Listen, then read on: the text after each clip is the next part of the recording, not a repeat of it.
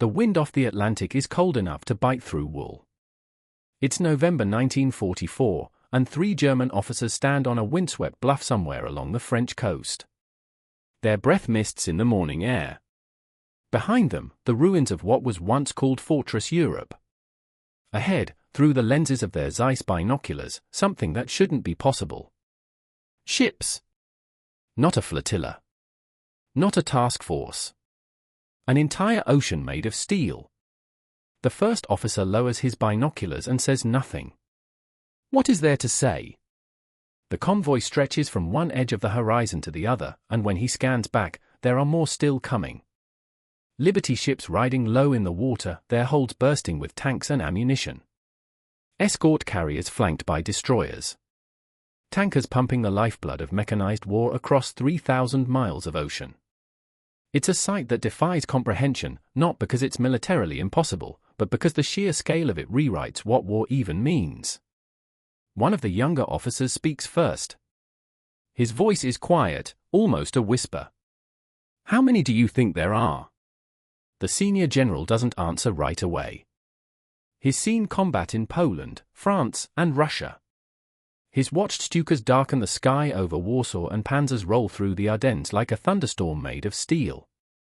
He thought he understood modern war. But this? This is something else entirely. This isn't an army. It's an industrial heartbeat, pulsing across the ocean, unstoppable and utterly indifferent to courage, tactics, or will. Enough, he finally says. More than enough. There's a long silence. The kind of silence that settles over men when they realize the game is over but the dying hasn't stopped yet. They've known for months, perhaps longer, that victory was slipping away. But knowing it in a war room, staring at maps and casualty reports, is different from seeing it with your own eyes. This convoy is not just supplies. It's a message written in iron and oil: you cannot win. You were never going to win. The general raises his binoculars one more time, scanning the endless procession. Somewhere out there, beyond those ships, is a nation that turned itself into a weapon. A country that, just 4 years ago, was still debating whether to get involved at all. And now? Now it's rewriting the rules of war itself, not with brilliance or daring, but with something far more terrifying: scale. He lowers the binoculars and turns away from the sea. The war isn't over. But in this moment, standing on this bluff, watching an American convoy stretch beyond the horizon, he knows with absolute certainty how it ends.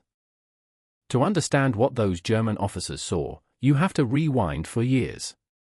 Back to a time when America was not yet the colossus it would become. Back to 1940, when Europe was burning and the United States was still trying to stay out of the fire. President Roosevelt stands before a microphone in December of that year and speaks a phrase that will define a generation: we must be the great arsenal of democracy.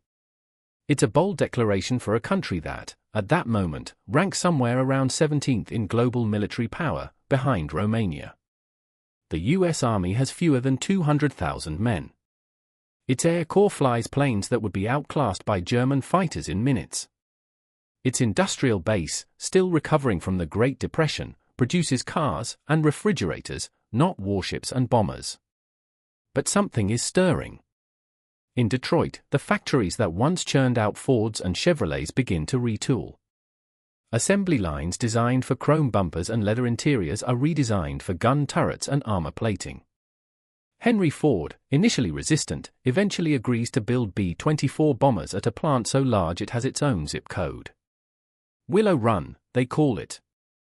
At its peak, the factory will produce one bomber every 63 minutes.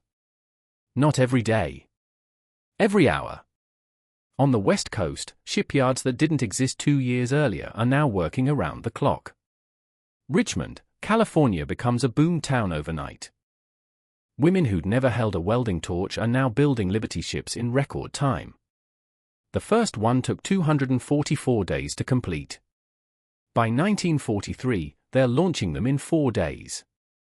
One ship, the SS Robert E. Perry, is assembled in just 4 days and 15 hours, a maritime feat that seems more like myth than reality.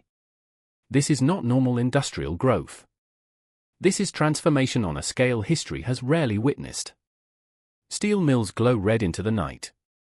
Foundries that once cast engine blocks now pour armor plating by the ton. Factories in the Midwest, the South, the Northeast, all of them humming with a singular, urgent purpose. Every rivet, every weld, every bolt is a small act of defiance against tyranny. But add them together, multiply them by millions, and you get something else entirely: inevitability. And here's the thing the German high command didn't grasp: not really, not until it was too late. America wasn't just building weapons. It was building an entirely new kind of war. A war where logistics mattered more than tactics. Where production lines were more decisive than battle lines. Where the factory floor in Akron or Pittsburgh became as critical as any beachhead in France. By 1942, American factories are producing more war material than Germany, Japan, and Italy combined. And they're just getting started. The convoys those German generals would see 2 years later? They're being born right now, in the sparking glow of a welder's torch and the thunder of a steam hammer. They're being assembled by a nation that has decided, with cold and methodical certainty, that it will not just fight this war, it will drown the enemy in steel. Building the weapons is one thing. Getting them across an ocean crawling with U-boats is another problem entirely. The Atlantic in 1942 is a graveyard. German submarines, the Kriegsmarine's feared U-boats, are sinking Allied ships faster than they can be replaced. Torpedoes strike in the dead of night. Merchant sailors, many of them civilians, go down with their ships in water so cold that survival is measured in minutes. For a time, it seems like the lifeline between America and Britain might be cut entirely.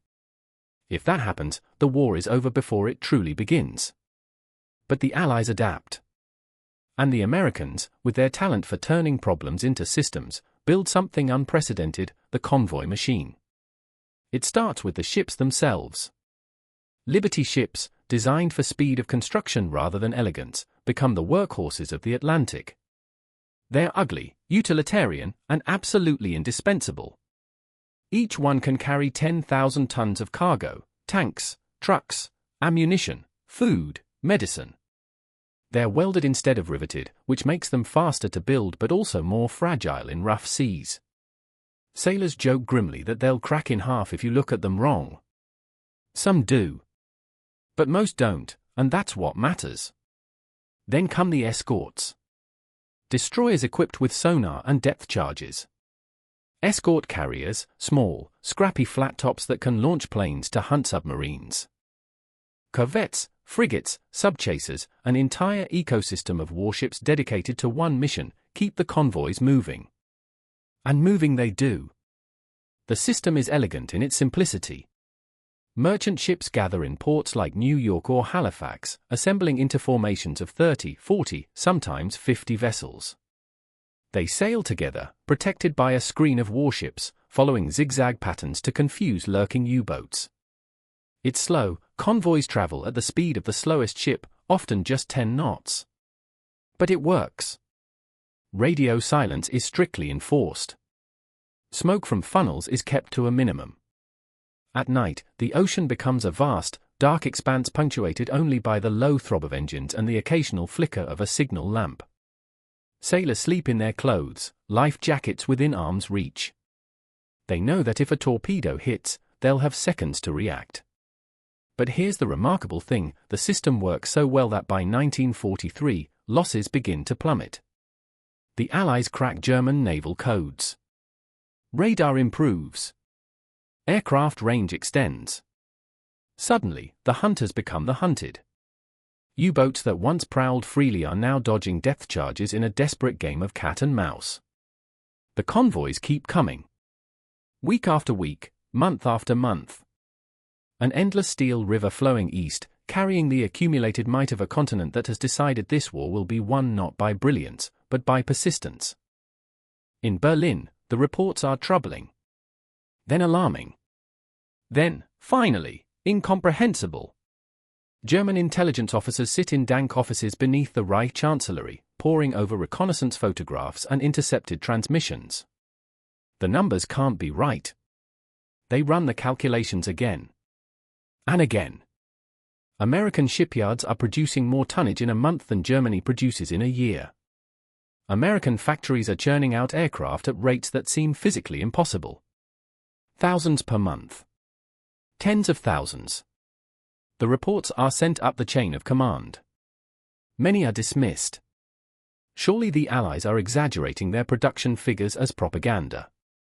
Surely no nation, not even one as industrially advanced as the United States, could sustain this kind of output.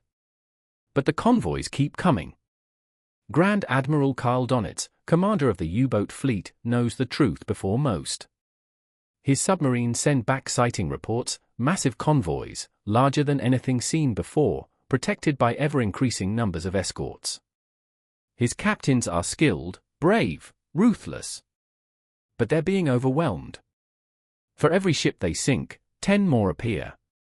The Atlantic, once a hunting ground, is becoming a death trap. Donitz does the math. To starve Britain into submission, Germany needs to sink 700,000 tons of Allied shipping per month. In early 1942, they briefly reached that goal. But by 1943, even as U-boat production increases, sinkings drop. The Allies are simply building ships faster than Germany can destroy them. It's not a battle anymore. It's arithmetic, cold and unyielding. In the war rooms of the Wehrmacht, frustration gives way to a creeping dread. Generals accustomed to winning through superior tactics and operational brilliance are confronting an enemy that doesn't fight the same way. There's no brilliant flanking maneuver that can counter a Liberty ship. No daring panzer thrust that can stop a convoy in the mid-Atlantic. The Americans have turned war into an industrial process, and Germany, for all its military prowess, cannot compete. Field Marshal Erwin Rommel, after returning from North Africa, is shown production figures. He studies them in silence. When he finally speaks, his words are blunt: the war is lost. Not because German soldiers lack courage. Not because their equipment is inferior. But because the enemy has more. More of everything. And no amount of tactical genius can overcome that. Some officers refuse to believe it. They cling to hope, wonder weapons, miracle offensives, a collapse of Allied will. But the realists, the ones who understand logistics and supply, know better. They've seen the intelligence reports. They know what's crossing the Atlantic every single day. And when those officers stand on that bluff in November 1944, watching the horizon darken with ships, they are not seeing a convoy. They're seeing the final, irrefutable proof that the war was over before it truly began. 300 feet below the surface of the Atlantic, the world is darkness and pressure and the smell of unwashed men. Inside U-552, Captain Lieutenant Klaus Fischer listens. Not with his ears, those are useless down here. He listens with his instruments, with the hydrophones picking up the faint, rhythmic thump-thump-thump of propellers somewhere in the black water above. There. A convoy. Fischer's crew moves with practiced efficiency. Torpedoes are readied. The boat creeps forward, electric motors silent as a held breath. Above them, somewhere in the vast darkness, are 30 merchant ships and at least 6 destroyers. The odds are terrible. But this is what they do. This is the war beneath the waves. The Battle of the Atlantic is the longest continuous military campaign of the Second World War. It begins on the first day of the conflict and doesn't truly end until Germany surrenders. And for much of that time, it's fought in a realm most people will never see, hundreds of feet below the surface, where men in steel tubes hunt and are hunted in turn. In the early years, the U-boats have the advantage. They strike at night, surfacing to use their deck guns or slipping torpedoes into unsuspecting hulls. British and American merchant ships, sailing alone or in poorly defended groups, are easy prey. The German submariners call it the happy time. In 1942 alone, U-boats sink over 6 million tons of Allied shipping. The waters off the American east coast are so thick with burning oil and wreckage that residents can see the glow of burning ships from shore. But the Allies learn. And they innovate. Sonar improves. Depth charges become more powerful. Escort carriers, small, mass-produced flat-tops, begin sailing with convoys, launching aircraft that can spot submarines from the air. Suddenly, U-boats can't surface without being seen. They're forced to stay submerged longer, which limits their speed and range. The hunters are becoming the hunted. And then there's the code breaking. British cryptanalysts at Bletchley Park crack the German naval Enigma cipher, giving the Allies an invisible advantage.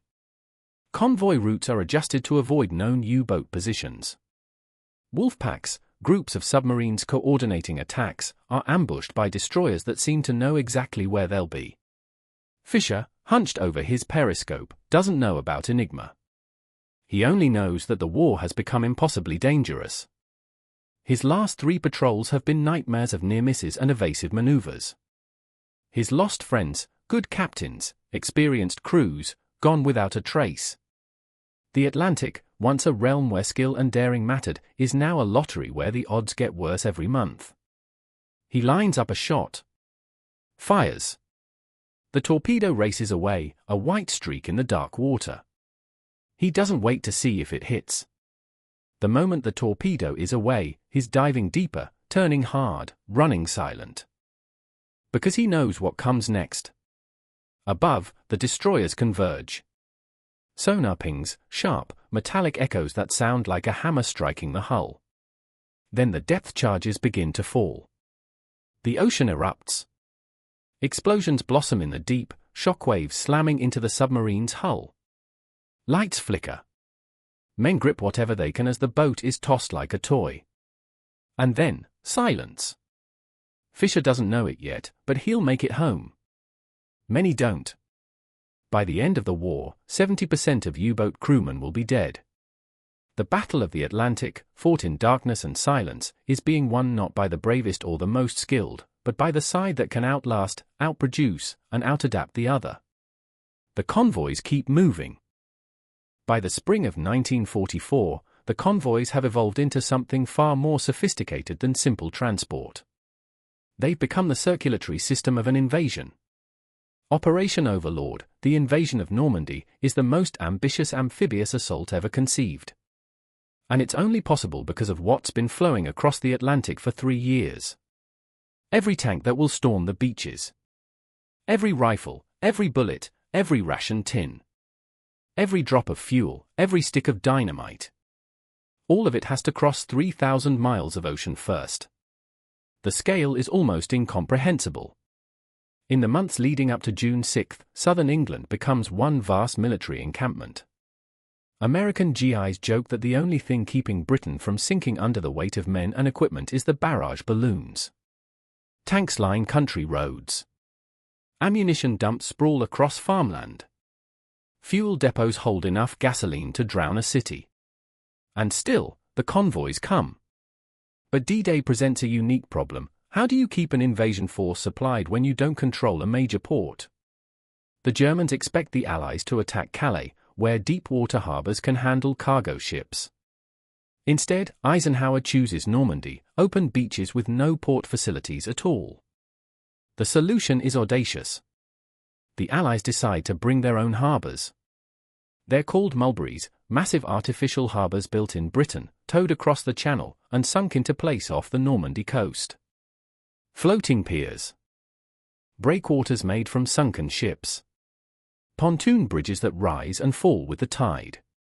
It's engineering on a scale that seems more science fiction than reality. And it works. Within days of the invasion, supplies are flowing onto the beaches at rates that stagger the German defenders. Trucks roll off LSDs, landing ship, tank, directly onto French soil. Fuel is pumped ashore through underwater pipelines. The logistical miracle that sustained the convoys across the Atlantic now extends all the way to the front lines. The Germans watch in disbelief. They destroy one of the Mulberry harbors in a storm, expecting chaos. Instead, the Allies simply increase traffic through the remaining one and continue landing supplies directly on the beaches. By the end of June, more than 850,000 men, 148,000 vehicles, and 570,000 tons of supplies have been landed in Normandy. This is what the convoy on the horizon represents. It's not just ships. It's the culmination of years of industrial mobilization, logistical innovation, and relentless determination. It's the physical manifestation of a promise made back in 1940 that America would become the arsenal of democracy. And for the German generals watching from that bluff, it's proof that the war is no longer theirs to win. The ocean highway stretches behind those ships, reaching all the way back to the factories of Detroit, the shipyards of California, the foundries of Pittsburgh. An entire continent mobilized for a single purpose. How do you fight that? Let's talk about numbers. Not because they're dry or academic, but because they tell a story that words alone cannot convey. From 1941 to 1945, the United States produces 297,000 aircraft, 86,000 tanks, 2 million trucks, 5,600 merchant ships, 1,200 warships, 41 billion rounds of ammunition. That's just America.